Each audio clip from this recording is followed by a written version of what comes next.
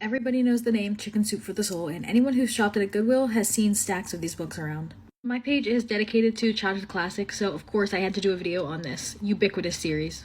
This series was founded in the early 90s by motivational speakers Jack Canfield and Mark Victor Hansen, and they named it Chicken Soup for the Soul because they wanted it to have healing properties, like chicken soup does when you're sick. Today, this brand has expanded exponentially, having sold over 500 million copies, and has even ventured into making pet food and TV specials. One of the major critiques of the series are the Christian themes throughout, though the company itself denies that its books are specifically for Christians, and it does have books dedicated to other religions. However, there are some weirdly pointed stories in some of the books. In the Vice article that I mentioned in the caption, it talks about a story of a girl who refuses to abandon her gay cousin after she's disowned, and then this cousin and her girlfriend go on to get crushed by a tractor trailer. I haven't read that story, so I'm not exactly sure what the message is, but if you've read it, please let me know.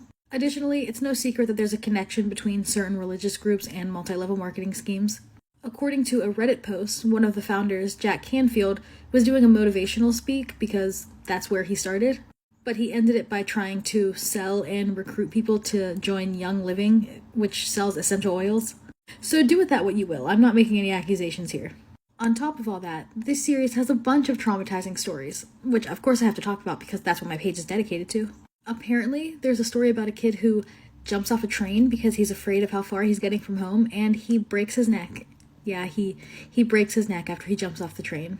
There's another story about a dad who makes his son shoot a deer in order to teach him a lesson. I'm not sure exactly what that lesson is, maybe about the cycle of life, but sounds pretty traumatizing. Personally, I've only read one of these books, and I'm not sure which one. I was probably about 10 at the time. But the story that stuck with me the most was about a kid whose friend died of cancer. I think these stories are meant to give people like a positive outlook on life even through the hardest of times, but some of them I'm just like, where's the lesson? If you've read any of these books, I'd love to know which stories have stuck with you the most.